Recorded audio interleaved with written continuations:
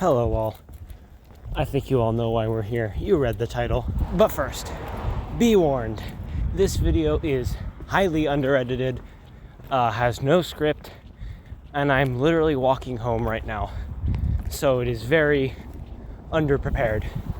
With that said, let's get into the controversy. So, Frankie Crying at the end of Journey Beyond Sodor is perhaps the most glaring issue to most people who watch the film, other than the bouncing. Personally, I don't mind the bouncing, but that's not what this video is about. I think Frankie Crying is one of the best choices that the writers could have made. Before we get into this, we need to know who Frankie is, though. Throughout the entire film, she is shown as manipulative, controlling, a villain, obviously. And then this scene gets dropped on us kind of out of nowhere, or so it seems. And I do agree it is a little out of nowhere, but it does serve a purpose. Specifically, it shows us that Frankie has not changed. Not that she has not changed, and for the time being, she probably never will. I believe that she is manipulating and controlling Thomas, James, the experimental engines, and probably even Hurricane when I really think about it. Because, I mean, look at Hurricane's expressions. He's surprised too. Well, why do I believe this? One, the crying itself. It does not sound real at all. It really sounds like fake crying. I think if the animators wanted to have Frankie crying, then they would have put tears there, because tears have been shown throughout the series before, and this feels like an occasion where it would fit if it was real crying, but there are no tears present. Two, that's not how people cry. I've seen hundreds of people cry. Don't ask how, but all of them cried different than that, we'll say.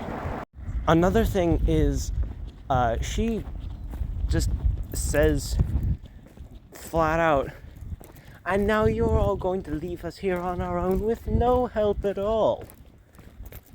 That's just manipulation to the nth degree. She also constantly looks over at Thomas, James, and the experimental engines, just to make sure they're still invested. Now, this may just be because, she wants to maintain a conversation of sorts with them, but again, I've seen people cry. They don't really look at others. They keep to themselves. And you may cry differently than, the people I've talked to, but in all seriousness, this is just my theory. You don't need to pay attention to it.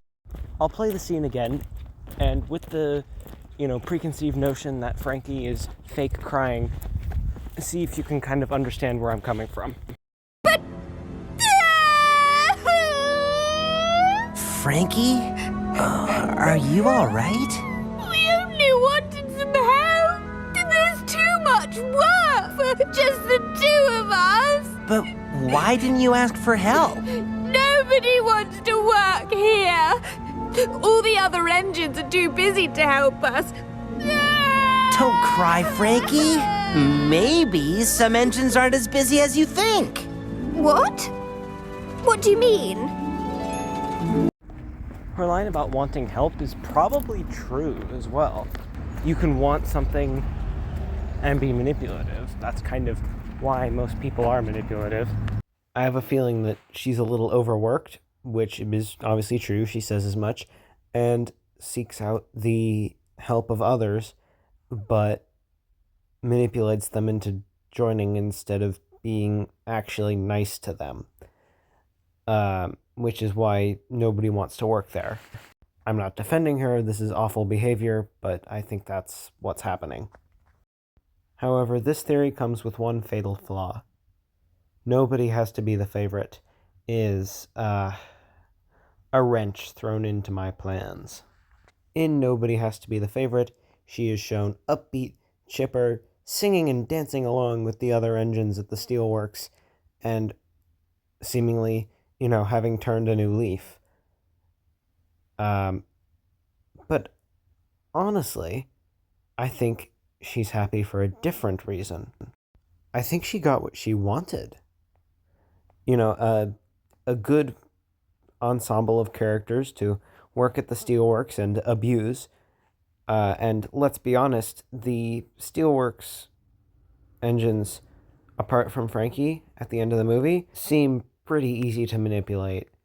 None of them are really leaders except for Merlin, and even then, he's a little bit meh, for lack of a better word. So, yeah, I think they'd be pretty easy targets for Frankie to, toy with. To wrap this up, Frankie does a little bit of fake crying, manipulates the experimental engines into joining with the help of Thomas accidentally, and overall just ends up getting some new toys to play with. So, fun, am I right? Yeah, but that ends my theory. It probably isn't very good, but I do genuinely believe it. Have a day.